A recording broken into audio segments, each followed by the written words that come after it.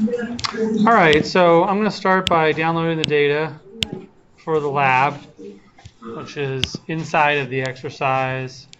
It's called Ty Dixon Parks data. I'm going to open that up. So I got my Ty Dixon parts data, and like last week, if you look in here, this is a DBF, so it's a little bit different than last week's data, which was a GDB. This is a bunch of shape files, so that you can tell they're shape files because of the DBF and the SHP and so on. I am going to extract this, but I'm going to do that after I create my new ArcGIS Pro document. So I'm going to open up ArcGIS Pro, and I'm going to create a new project. I'm going to call it Lab 4. So I'm going to create a new map, and then this is where it's going to put it, but I'm going to call it Lab 4. I don't like to put spaces in there. I think I've said that before. I'm going to copy this this directory location and say OK. So it's going to create a new lab in that location. I can go back to Windows Explorer. And here's my Lab 4 that I just created. Inside of that Lab 4, I'm going to take my Ty Dixon park data, and I'm going to plop it into that Lab 4 directory.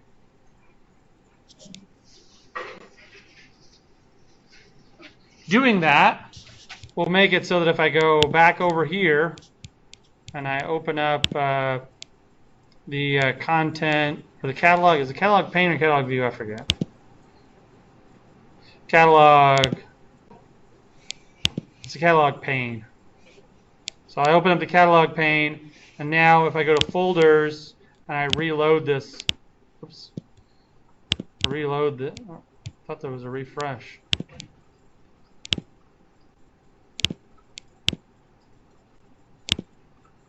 Yeah, okay. So under folders, Lab 4, that's under there. I don't have to refresh. If I did, I'd refresh the one that says Lab 4. So now I've got that. I've got that. All those data layers in there. We need to unzip it. Yeah, I just copied it out of the unzip. Like just, because you can just drag it right out of there and that'll unzip it. All right, so these are all the layers I'm going to utilize today in the lab. And I'm just going to add a few on here really quick. So I'm going to add on the small scale agriculture one. And I'm going to add the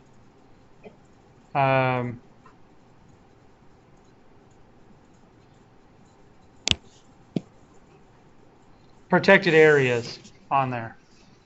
So you can see here's the current protected areas. I'm going to change the color. I'm going to make protected areas, park would make sense. The background's already green. Well, here, I'll just do this. I'm going to change the background to be dark gray canvas. And now I've got those two layers. One's green, one's purple. And we'll just experiment for a few seconds. I said that we'd do a few of these overlays if we have some time. So just to actually demonstrate here.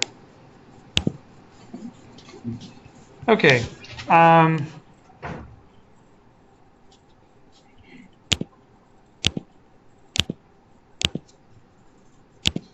So I'm going to go to the toolbox. That's under analysis.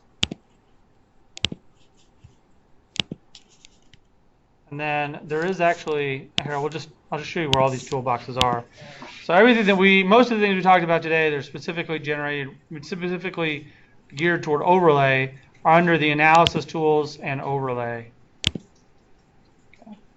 So we've talked about union and intersect before, but we haven't actually run some of these others. So let's do identity and symmetric difference, since I think those will be the ones on here. Yeah. Okay. Not. It's not called identify. It's called identity. So we'll do that first. So if we want to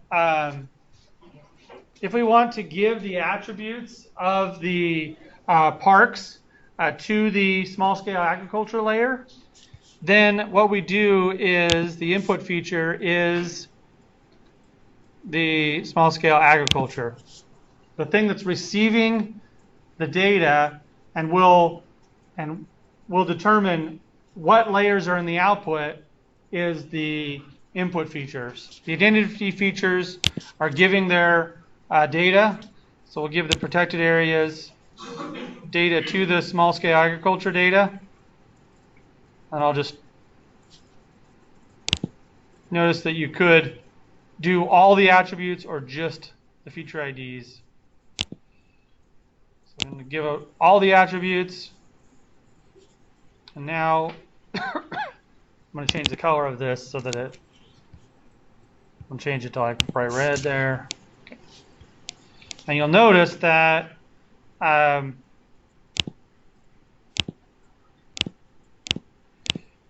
those areas that were only in the protected areas are no longer in the output data. Not no longer. They're not in the output data set. But those data that were in the initial data set are all the same. But what's changed? See there's more polygons.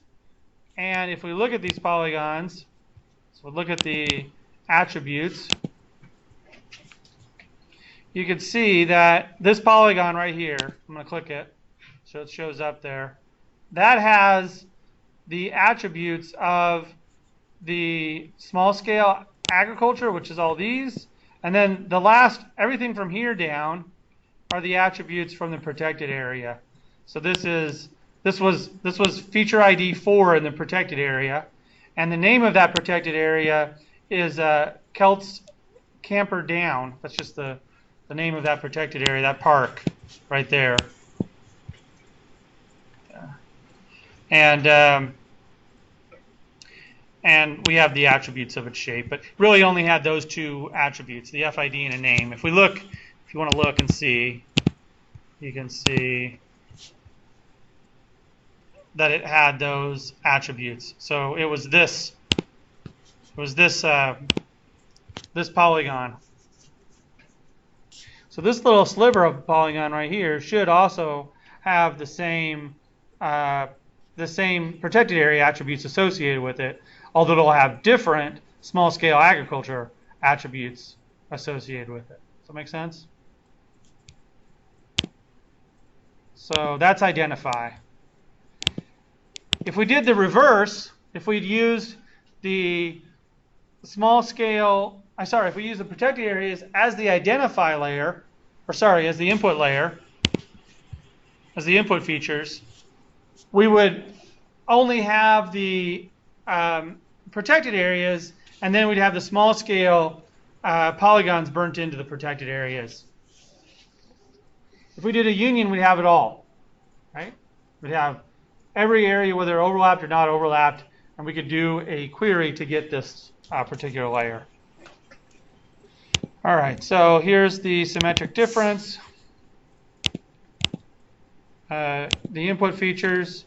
The input feature and the update feature, really in this case, they don't matter as much. So I'm going to put the protected areas here. The update feature is going to be the small scale ag, and I'll run that guy, and I'm turn this layer off so we don't get confused.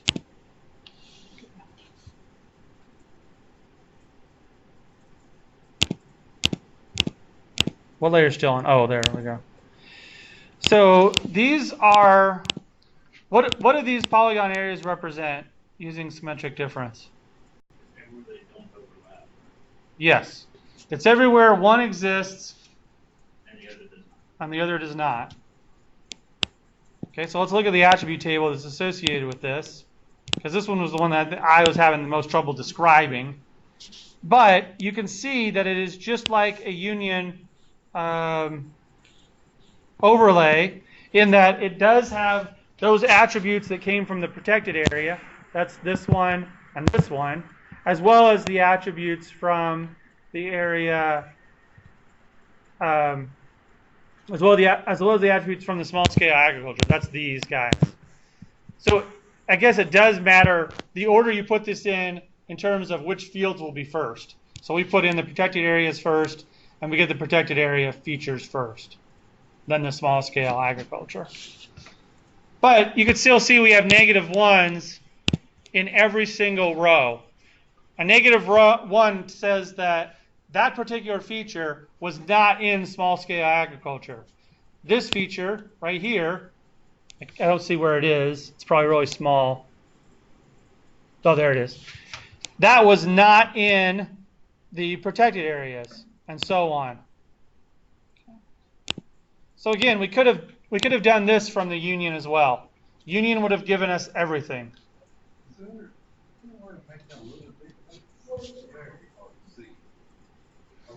Which one? You want everything bigger? Okay. Let me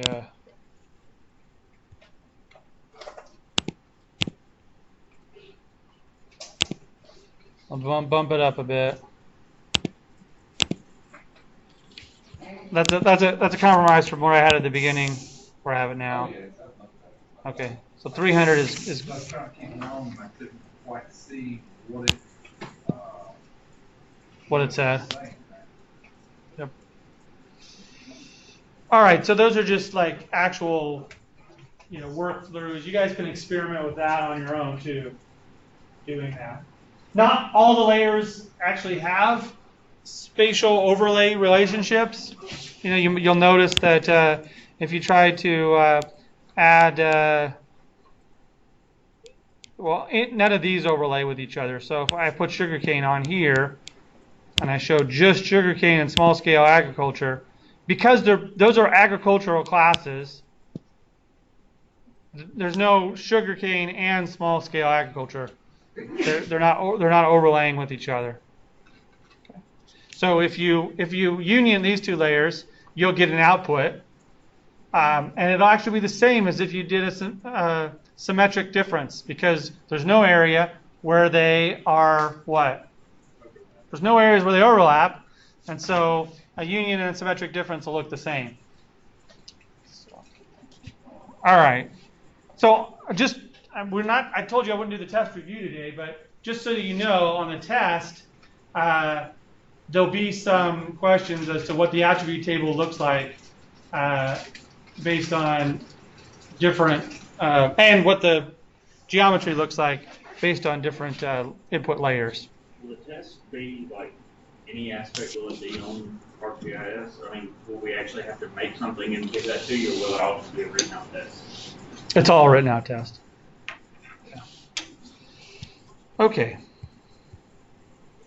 I'm going to go ahead and save this. Oh, that's the reference. I usually like to turn that off. Okay. So I forgot to actually mention this, but this is actual data that we used in a project in Jamaica. So that's why it shows up there in Jamaica. And these layers represent different agriculture activities that are going on, different human impacts. Anything that's marked with risk is a human impact. So we got quarries, roads, towns, urban areas, and then we have a few different habitats which are labeled as targets. These 3 targets, and then some ancillary data. So you got different species that are going on. I'll show you.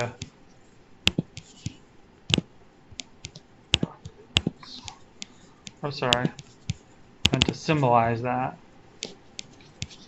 Double click. Thought that would. I'll get to the symbology again. Oh, there we go. You can double click on it. You can also right click here and say symbology. That's it. Okay. So I want this to be unique values, and the field that's called type, I think. Nope. That's a code. T-name. Yep. All right. So different species of bats and fish, turtles. These are different observations of where their habitats are in the region. They've been simplified a bit. Okay. All right. So let's look at what we're going to do for the lab.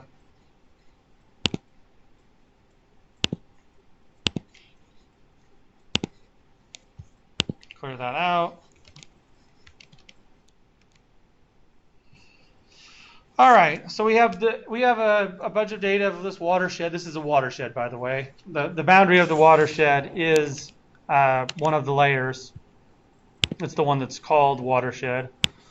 So that's the entire watershed. What is a watershed, by the way? Pretty much an area where any water, falls from, will drain into one river. Right, exactly. So the end of this watershed is right up here. So the water here, if we turn, now I'm going to turn back the topographic base map. Okay. So Jamaica's got some mountains. Right, got bigger mountains over here, but they got some mountains, and so everything's flowing down toward the ocean in this direction. We could see. Actually, I guess we can't see the little river that flows out of that. Actually, you know what? I'm totally wrong. Looks like I misremembered. So looks like the outflow is over here. It's still flowing out to the ocean in the same direction that I thought. So it's this river over here that's flowing out into the ocean. It does flow north at some point, but that's the boundary. And actually, in Jamaica, watersheds are kind of difficult to delineate traditionally. So anybody familiar with karst topography? I'm not a geologist, but go ahead. Were you going to say something? I was going to have to say that again, but I didn't hear that. Karst topography is it's a limestone substrate that gets that disintegrates in like almost random locations, and so you get lots of underwater caves and underwater water flowing. So you don't always know which way the water's going based on the landscape itself. So anyway, all right. So what are we going to do? Well, we're going to take we're going to make a capability suitability map, but we're actually going to use the data as negative risk factors within the watershed. So we're going to take the negative risk factors and operate on those data. So in each of the negative risk factors that start with risk, I already have a factor table built into those layers. Each one have an attribute called TERR dista and TERR underscore intensity. Since these are shapefiles, we're limited to 13 characters, and that's why they look like that. But let's open up one of these risk layers. So I got small scale agriculture, which is down here. I'm going to go ahead and just delete these or remove those two temporary layers that I made. So I've got my small scale agriculture layer. I'm going to move watersheds down below it. I got my small scale agriculture. Open up that attribute table. And you can see I've got the TERR dista and TERR INTEN. It stands for intensity. So in other words, the intensity is that factor, and it's a negative factor. So the more intense the activity, the more negative it is for the capability model. We're trying to find out the best areas to put a park. The best areas to preserve. And we want to do that in the most pristine area already. So what we're going to do is we're going to take so T, what I said, it's negative, high is bad. Another way to say that. Okay. Now, we're going to add another twist in here so that we can, well, we actually did this in the real model, but we're adding it here so we can also utilize another tool, and that's the buffer tool. So here, TERR underscore dista is the distance away from a feature where it no longer has influence. In other words, the small-scale agriculture is bad, and we've given it a value of how bad? Well, it's 25 bad. It's on a scale of 0 to 100. And so we're saying that within this area, it's got a value of 25, but actually that influence extends outside that boundary another 5,000 units. Whatever the units are in, they're in meters. So it extends out another 5 kilometers out past that area. We're still considering it as having influence in that area. Now, that is a simplification of the way we actually did it when we ran it. In reality, we buffered it multiple times and kind of made the influence disappear as it got further and further away. But we're just going to buffer it once. You can see, though, how we could do that with a multiple buffer model. Okay. All right, so that's that. Okay. TERR underscore dista. Okay. So, in other words, for each of these risk layers, you're going to have to buffer them according to the buffer distance, what that buffer distance is. And in fact, in some cases, well, this is 500, not 5,000, so it's a half a meter out. You need to. That's what happens when got the bifocals. It was a little fuzzy there. Not bifocals, multifocals. Okay, now there are some of them like roads. Let's look at roads for a second. I'm going to drag roads on here and open up the attribute table. The roads actually change the distance as well as the intensity. Now, I don't know if we covered this explicitly in this class, but you probably already know this, but just in case, if we go to buffer, the buffer tool, we have the ability to enter a value or a field. So if I buffer my roads, and instead of entering a value, I'm going to enter a field and choose the TERR dista, then what it does is it uses the value in that field to determine the buffer. I'm going to actually dissolve this. By the way, this is a question that I'll ask you here in a second. But I'm going to dissolve this on the same field. I'm going to say dissolve all attributes using the field listed. It's the same field as the field I used to do the buffer, which will be dista. Well, okay.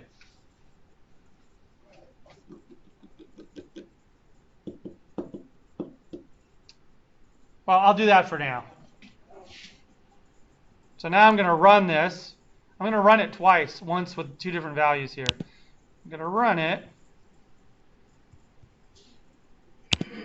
And now I'm going to, it doesn't look like it did anything, right? But if I zoom down here into the roads, I'm going to make the buffer not blue. I'll make it, that color. There we go. Here, this is a good area. Okay. You see how it made a different size buffer in 2 different areas. So what it says is this road isn't as intense as this road. This is like a major road with a bunch of cars going on it. I should put this on the video here. This is a major road with a bunch of cars going on it. This is a minor road, and so it was buffered. Its influence isn't as broad. That's the way the subject matter experts decided, as this road that has a much larger influence distance.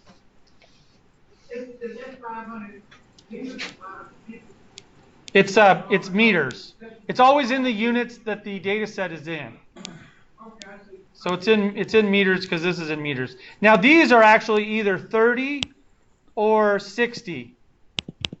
Does that make sense? The roads buffers.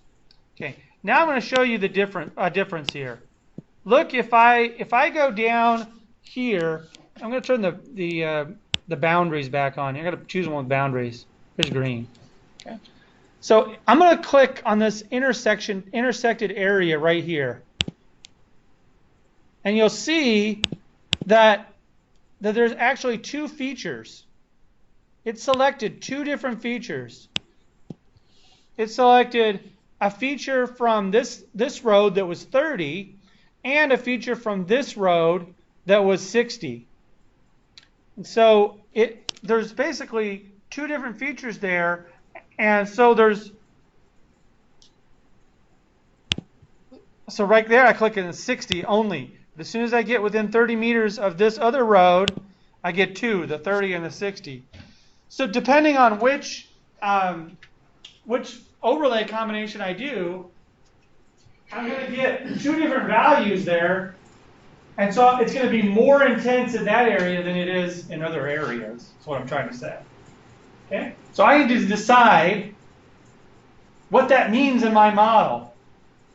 Do I want this particular area to be counted twice? In other words, does a road intersection have a higher intensity? That's an answer for the subject matter experts, really. Does it have a higher intensity, or does it just have the intensity associated with those areas? We're going to say that it doesn't have. It does have the added intensity. In other words, a road intersection means you get additional intensity. So we're going to leave it like this. If I didn't want to do that, sorry, go ahead. Is intensity bad in this picture? Yes, intensity is bad. Is the value, the higher the value, the worse it is. So look, if I just change this to dissolve all outputs features into a single feature, and then I ran the same thing. I'm going to call this buffer, I'll call it buffer dissolve. Now watch, when I run this, I'm not going to get the same effect. I'm going to change the symbol here. Change this to yellow. See how, here, I'll zoom way in there. See how there's no boundary there? Look, boundary, no boundary, boundary, no boundary. Okay? So it dissolved it. That's if I didn't want, if I uncheck that, click it, I only have one feature there. Okay. That's if I didn't want to consider those two as separate. But I do. So I'm going to leave that.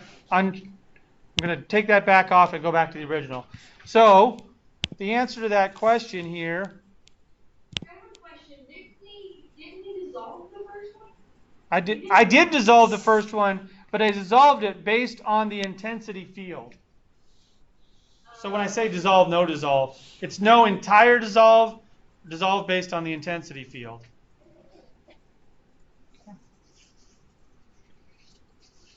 If I didn't dissolve it based on the intensity field, there would be a separate buffer for every single road segment. It would be annoying.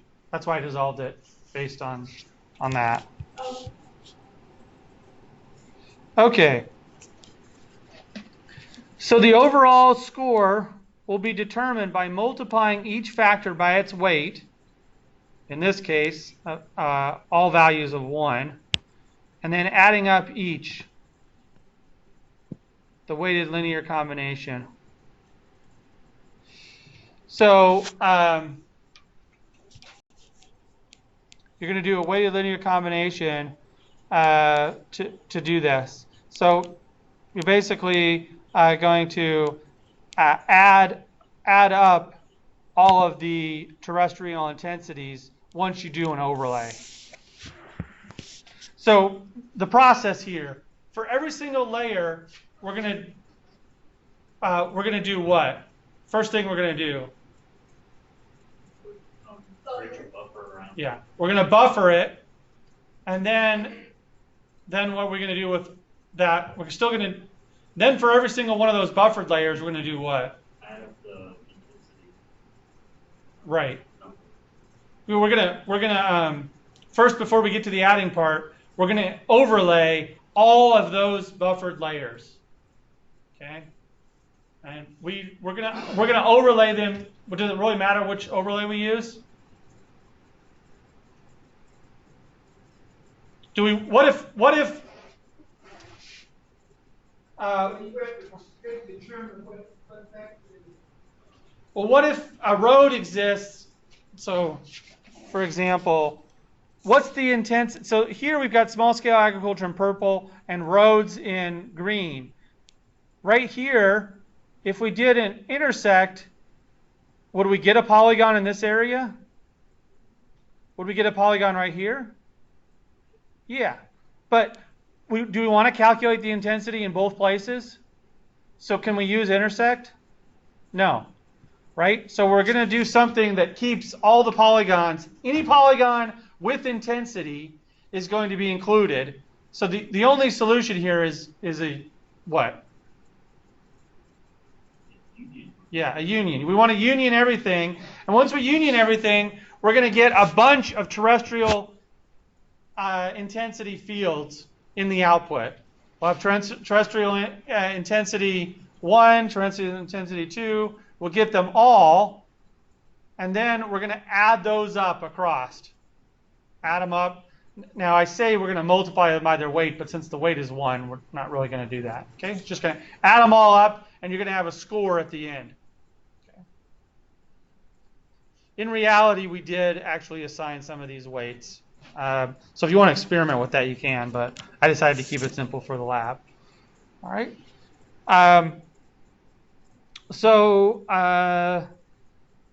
Right.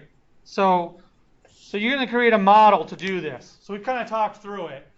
You're going to create a model, and you'll need to buffer each layer by the influence distance, and then overlay the output data sets. When you buffer the layers, you'll base those on a field. And I gave you a hint as to which field it is. TERR_dist field. If you're not sure how to do this, use the help. I just showed it to you. So now you have the help, and you'll have it on the video. So remember to use dissolve when buffering the layers, but think about what field you should dissolve on. I already actually went over that too. Okay. Combine each of the buffered layers using overlay. Then calculate the overall score into a new field and symbolize on that field. All right. So what I'm going to do here is I'm going to buffer the other risk one that I have here, which is the sugarcane, by the, I'll call this sugarcane buffer. I'm going to buffer that by the same field. And I'm going to change this back to using that Terradista field.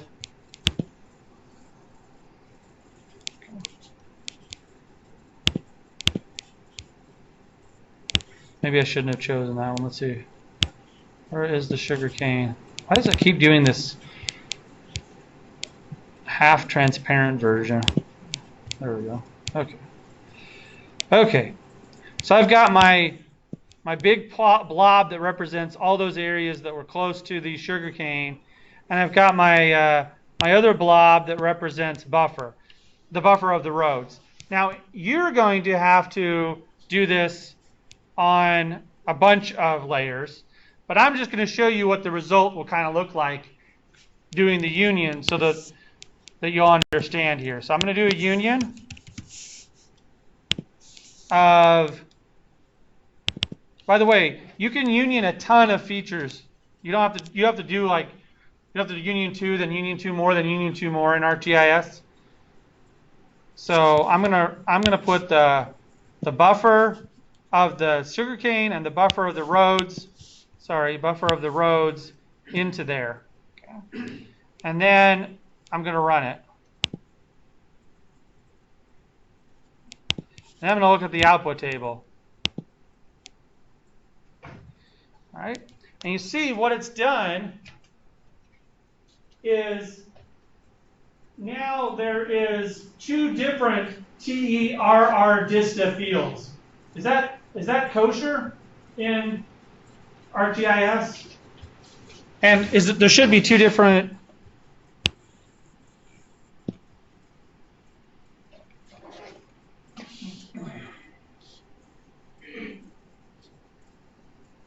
Oh, you know what? We totally messed up. Oh, I totally messed up. Oh, it wasn't your fault. All right. When we dissolve, what happens? We get rid of the borders, and anything that wasn't in the dissolve field doesn't get carried through. So we actually need to dissolve based on the intensity field. That's the intensity field that we need later. Okay. So I when I did my buffer, I need to change how I did that. So both of these layers, I'm gonna get rid of all of these. The roads buffer and the sugarcane buffer. I'm gonna redo them. So here's my roads, and I'll just call this roads buffer dissolve for roads buffer dissolve. I am going to still dissolve. Still going to use the terrestrial distance to build it, but I need to keep the dissolve based on the intensity. Because if I don't use the intensity as in the dissolve, it won't be in the final output. Now, I could put both the intensity and the distance in there together, because there's always a one-to-one relationship between the two. But I don't actually need, logically, there's no reason to keep the distance at this point. I don't need that anymore once I do the buffers. Okay? So anyway, so I'm going to make sure this says intensity and this says distance. That's I thought I was answering that question for you, but I really wasn't.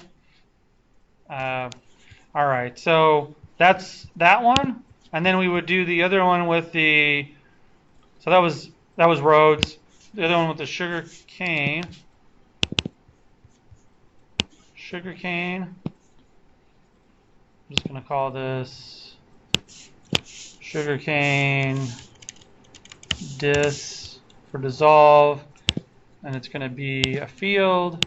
What goes here again? Dista, and then this is the other one, the one that we need to carry through, and that's intensity. Okay. All right, now you're going to do that. What I just did, you're going to do that for every single one that has risk associated with it. And then you're going to union them, but we're just going to union two of them.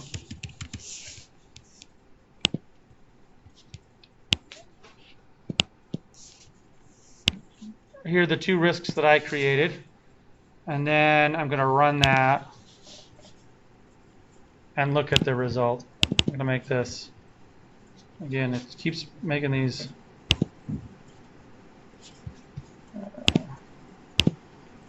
And now I can open that attribute table. Open attribute table. All right, so now I have my intensity fields. See, TREE intensity, TREE intensity. Now you'll notice that they appear to be named exactly the same thing, but getting back to that question I asked before, it's actually not cool to have two things named the same. And so these are what's called the alias for the field. You'll notice if you highlight over it, it'll tell you what the real name of that field is. You see that? The real name of that field is actually TERR underscore inten underscore 1. And this one, that's the real name of the field. There's no parenthesis. Now, does it matter to you if that was really small scale agriculture or whatever, no, it doesn't matter because it's an addition problem. It doesn't matter which one's which. So now what you're going to do is add a new field. We'll call this score.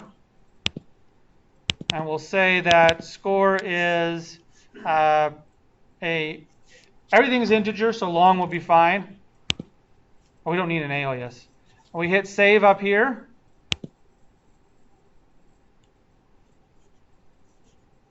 And we can close that out, and now score will be there.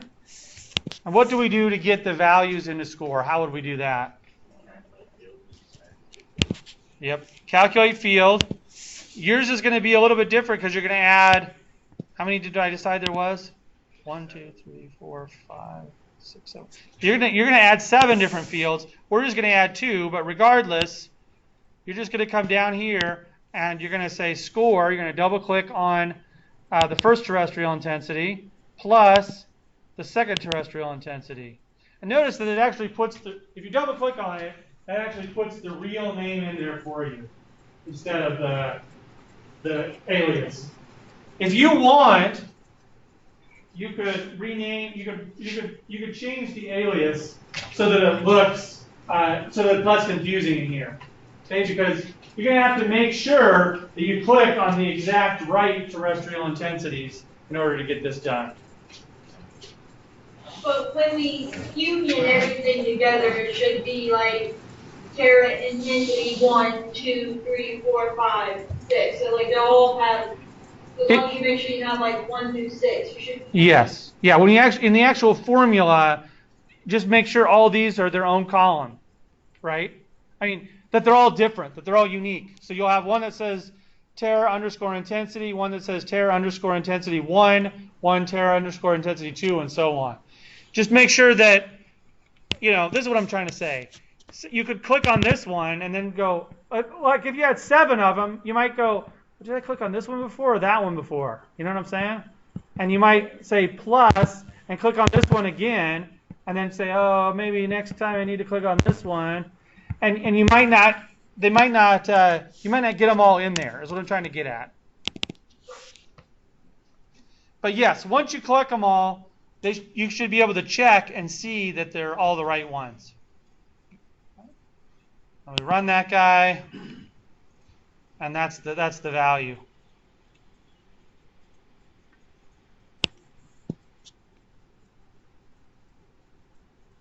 But those values aren't right. Then at the end, I want a map where you symbolize those. Plus, you also need to you'll need to clip these to the very edge of the watershed. So use clip to do that because some of the buffers will take it outside the watershed. And then you'll need to make a map of what it looks like. So I'm going to double click this guy and say you do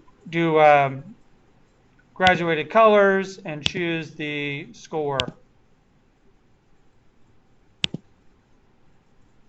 I don't know how many different unique values I have here. Let's see if it doesn't look all that interesting right now because I only have 2 layers. It won't look super interesting even when it's done, but it'll look more interesting than it does now. You'll have several different gradations of colors on the map. Plus, I can delete this road. There we go. So if I zoom in here, I might be able to see. Yeah, I have several different. So that blue is the very highest. This is a little bit less blue. That's a little less than that. These are the lightest areas. You'll have multiple different colors on your map when you finish it up. All right, go. So, like the roadways or the parks or anything, or you just let that union layer, color up?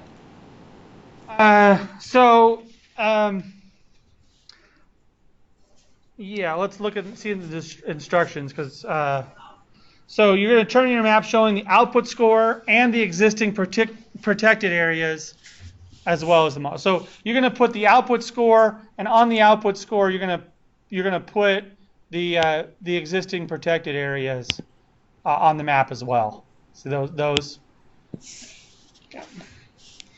And the reason put those under the score the reason that you're including those is so that, because the idea here is to communicate, if we were to either extend or build a new protected area, where should we put it?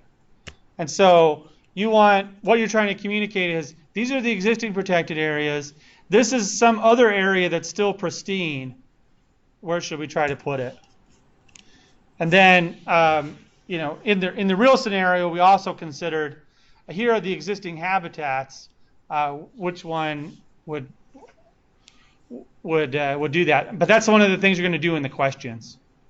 So the first question here is, how might you now go about determining the final location for the new protected area? Okay, what additional layers might you need for this process?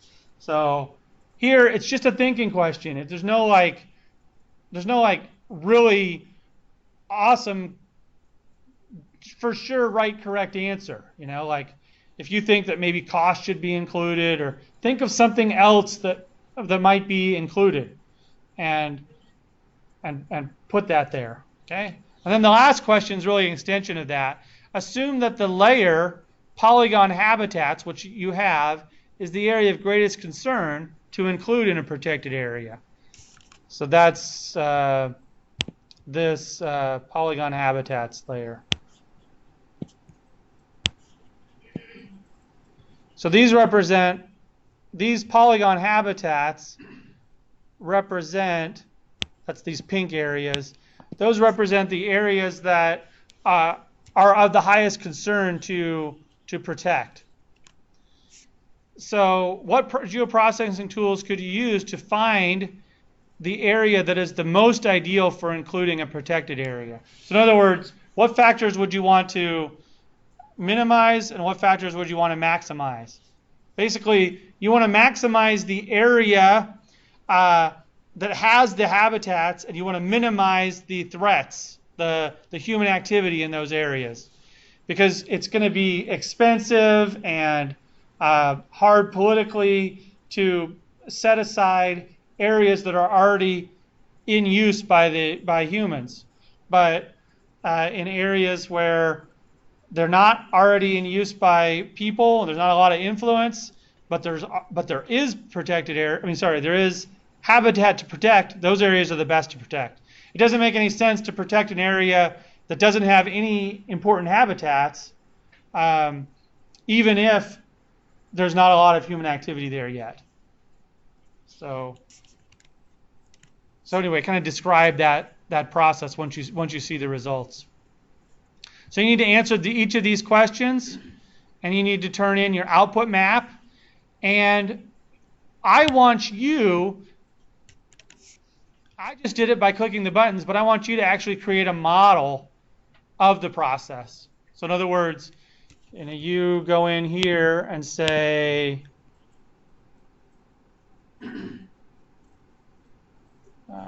analysis, model builder, and you build your model. Right? Your model will have, you could just go here and drag all those on there, or you could just drag 7 buffers on there and input all the results.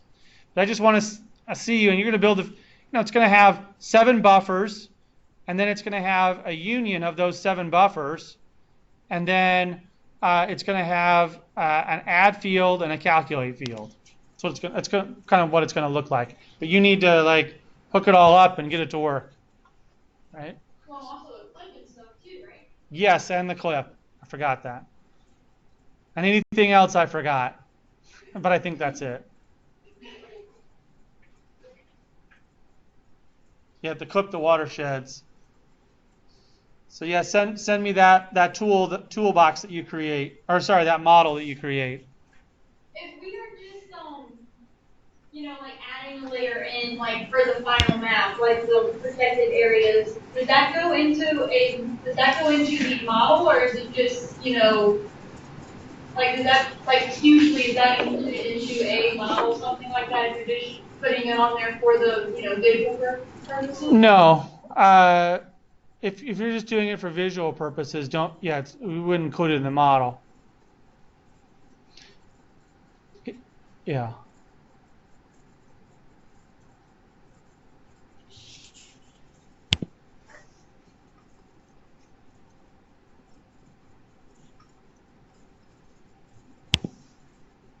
Oh, they added that back.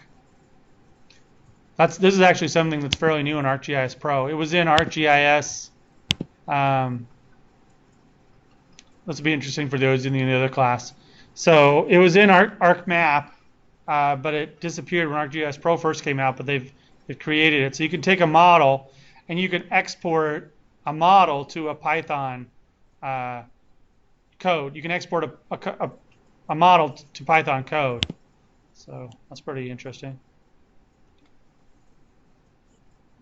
All right. So like I said, we're gonna end about 15 minutes before we would normally end, and then usually I'd stay around for an hour, but I'm only going to be here until about 2:50, and then I'm going to leave. So I'll be here. I'll be here for a little while, but I'm going to leave about 2:50 today rather than 3:30, which is when I usually would take off. All right. Anybody have any more questions? So when we build our own model, just use our own different kind of data, I guess what you're saying, right? Or, You're going to use this data. right, but like different than what we used in the I guess. So a different model, just the same data. Yeah, you're going to use this data. You can either drag those on or just drag on. You can drag on like 7 buffers. Buffer's not dragging on. There it goes.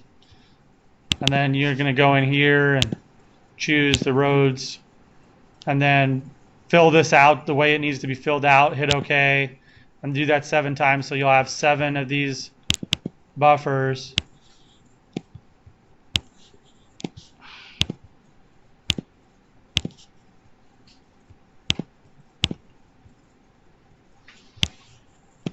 Right?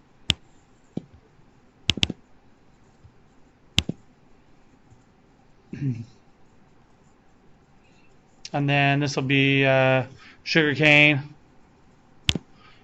And then fill that out the way it needs to be filled out. And then I'm just doing this for 2. You're going to have 7 of those, and then you'll have a union right here, and you can combine these 2. That's going to be an input feature. That's going to be an input feature. And you have a little more room on your desktop to work with, but you can always auto layout and fit to window. So you'll have 7 of these guys going into the union where I only have 1. Then at the end you'll have an add field, a calculate field, and a clip.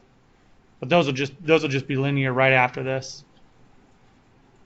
All right, so that's what you're going to do. Now, Model Builder is really powerful, and just going to give you a feel for that. There are these iterators, and I already taught you about inline variable substitution.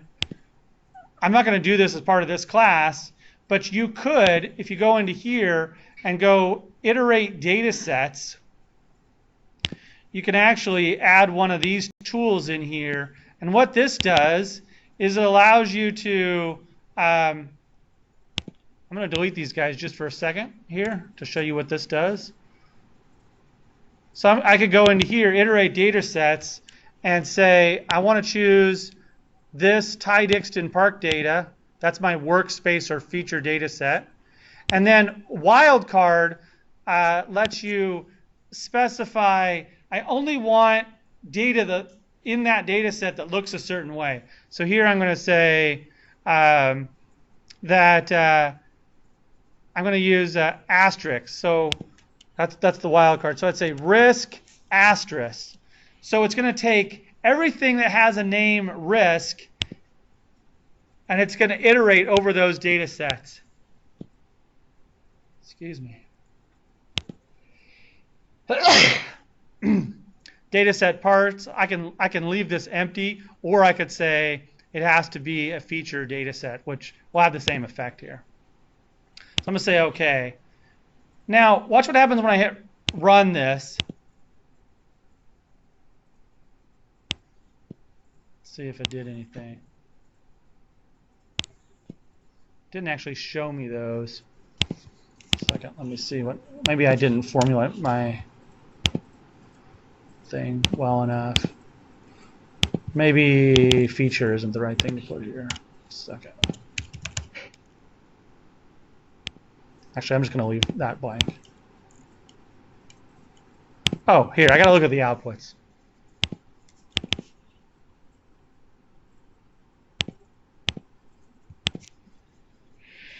I chose the wrong iterator, okay? Hold on here. So the iterator I want to use is actually feature classes. In other words, data layers is ArcGIS's term. I mean, feature classes is ArcGIS terminology for data sets. I mean, did I choose feature classes originally? Let's see what happens here. I'm going to choose the tide extent watershed. I'm just going to not choose a water and not choose a, yeah, there we go. See how it's executing, it's running, and it's showing me every single data set. So I've got all the data sets. If I look at this, it's a loop. And so it ran through each one. So here, if I say risk star, it's only going to do the ones that start with risk.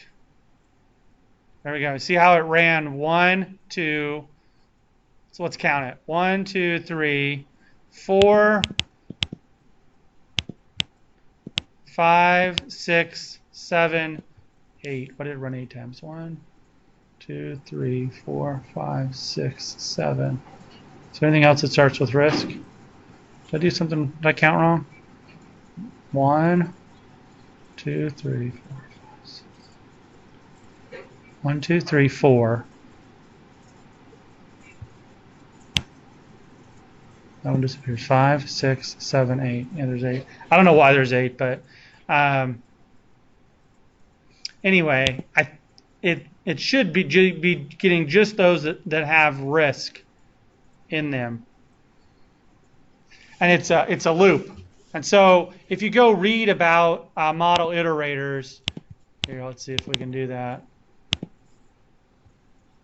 I just hit the question mark there. If you go read about model iterators, it will run a specific task over and over again for a certain for all the data inside there. Here's one. Here's an example. So here, this is actually a lot like ours. Here, this iterator is going to do a buffer over and over and over again. Okay. Here's the iterate feature selection. Here's iterate.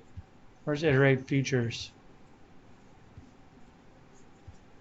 Iterate data sets, iterate feature classes. So here, it's going to take every feature class that you enter, it's going to add a field and then calculate a field. We would want to do every feature class a buffer. So we could let's see if we can get this to work right now. But this is mostly for your information to kind of explore at your own pace, not required for the class. I'm going to put buffer on here, and I'm going to connect up this guy and say that the buffer distance is going to be field. That's always going to be terrestrial intensity or terrestrial distance. And this is always going to be that and terrestrial intensity.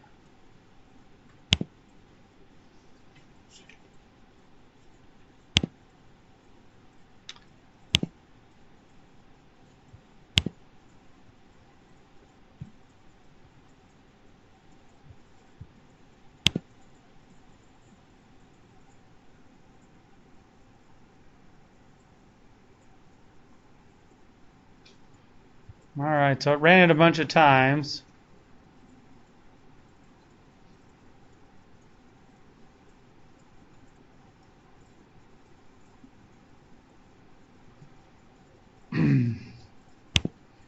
It's always doing small scale agriculture.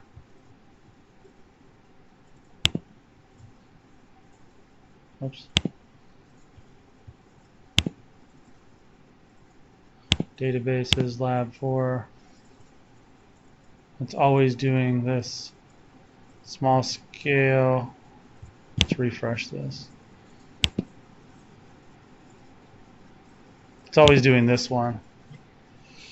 So we need to find out a way to make it just go through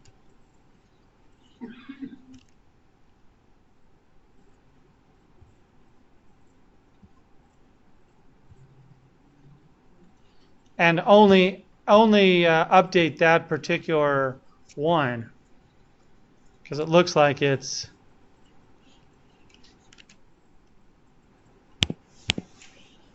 rename. Yeah. So let's rename this and call it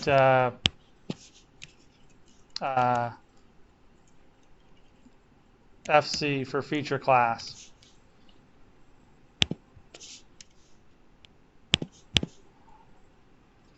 And then I'm going to go in here. This is the way I'm familiar. And say percent FC percent, which means pull it from there. And the output feature class is going to be named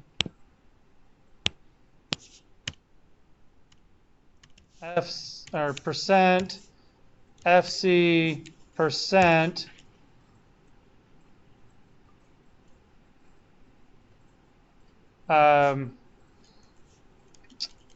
underscore buffer. See if that works.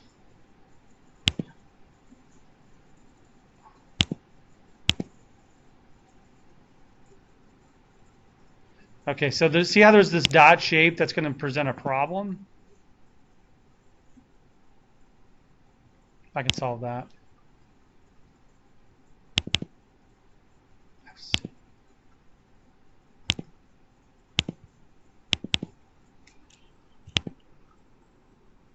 I'm just going to dump this instead of dumping it into, well, actually here, close that out. I'm going to create a temporary variable that's a string, and I'm going to call this,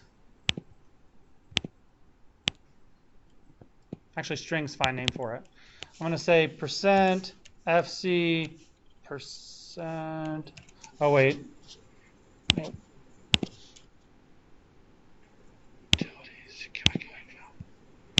So calculate values, this utilities calculate value allows you to do a little Python inside of ArcGIS. So I could say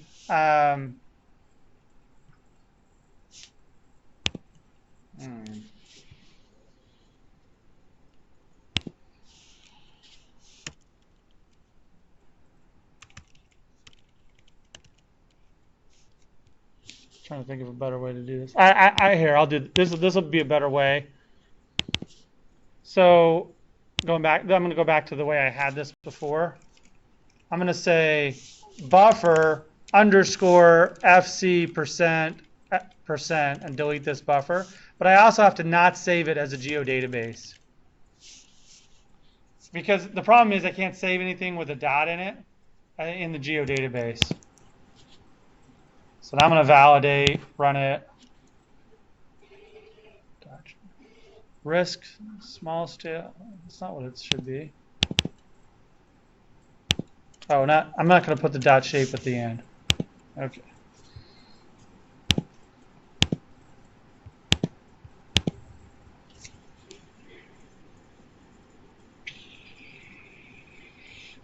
I didn't say dot shape.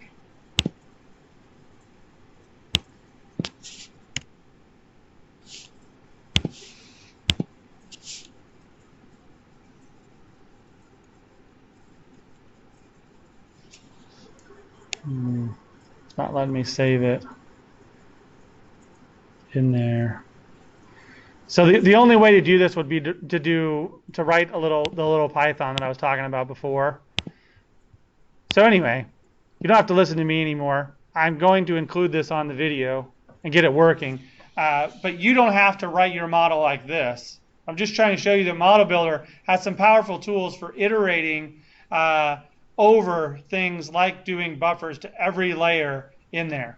And sometimes when I'm doing a model in Model Builder and I have to do something like this, I get so frustrated because of the constraints that Model Builder puts on you.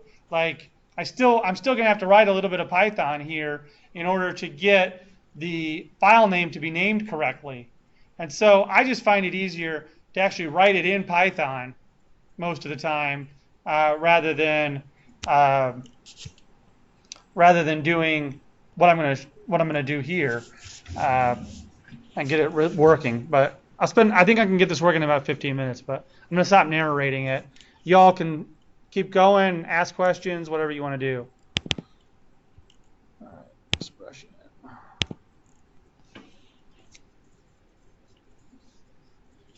When we use clips, does it matter if we use analysis tool or data management tool? Like, No, what's the difference? there's no difference. They just put it in two different places. Oh, okay.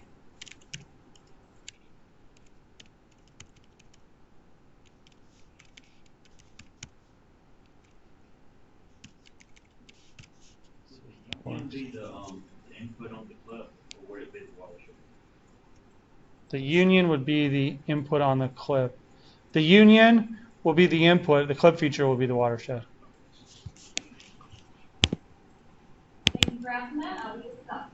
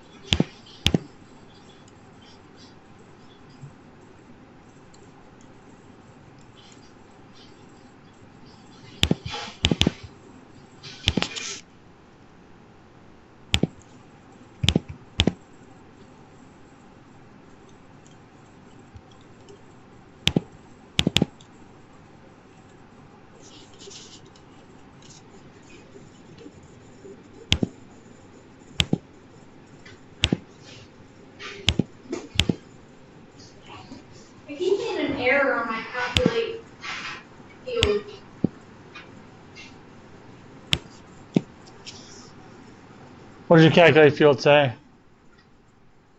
Like, what's the error? Like unexpected error 999. I already clicked out of it, so I'm running it again.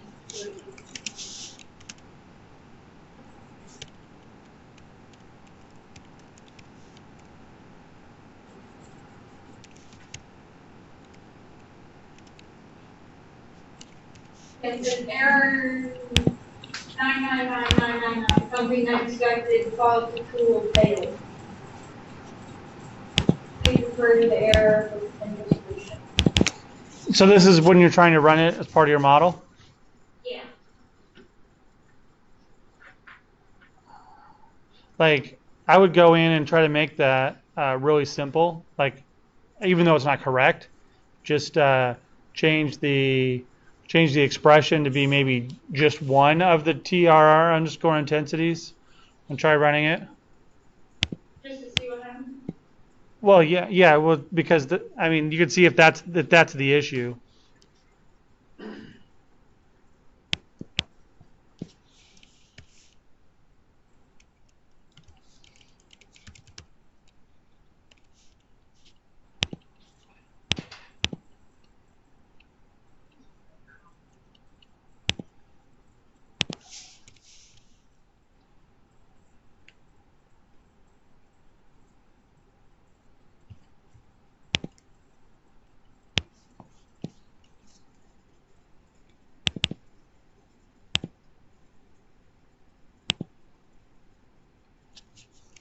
You did 3 of them and it still failed. So it's all 7.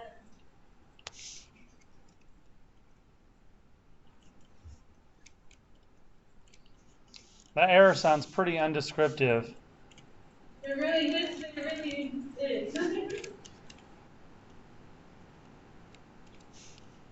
I'm trying to review now, see if it.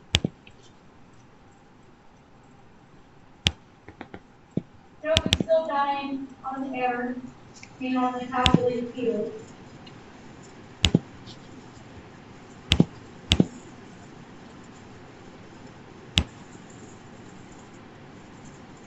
When it's not working, your names are too long. Like the names of the Did you type them in manually, or did you double click on the layer?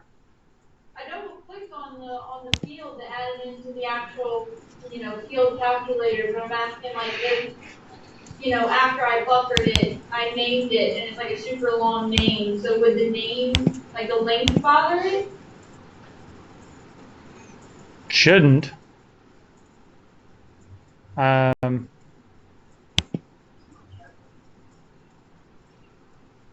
is Sometimes, we can only have a name so many characters, but I didn't know if that was called the size. is there anybody down there that was able to do it successfully, or are you the last one left? Elvis is still here. Oh yeah. I'm just being a little bit myself. I've been following. Yeah, everyone else is. So there's no local calculation outside of the range, even if we don't have.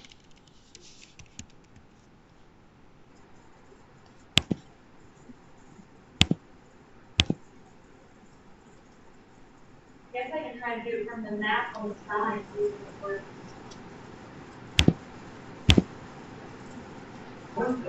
What's the damage zone? The damage zone?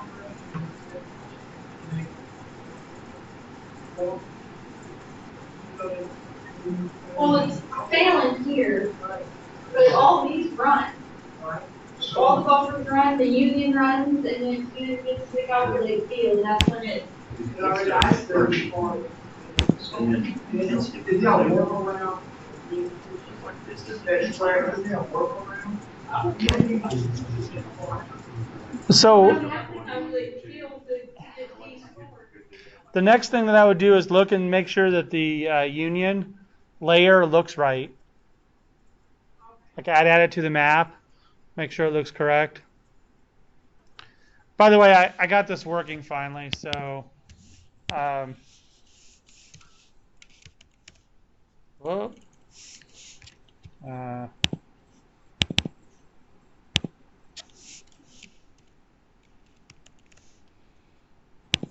So this iterator, this name actually produces a clean one already. So I was trying to clean that file name up and have it not say .shape. So now if I say %name %, I can get the clean name without the .shape, and it'll just go into there. So now if I validate and run this, you can see it runs through the model. There's small scale agriculture. There's the bauxite mines. It creates each one of these layers over here. Refresh. Now I have all those buffers.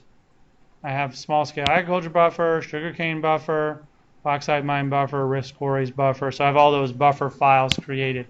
So this is an alternative to having the 7 buffers loaded onto your map. So, do you see what that layer looks like? Does that layer look right, the union? Yeah, the attribute table looks right. And it has all those. Does the geometry look right? Does it have does it cover a lot of the area? Does it look like a big mess of different layers all fused together? Yeah, I mean,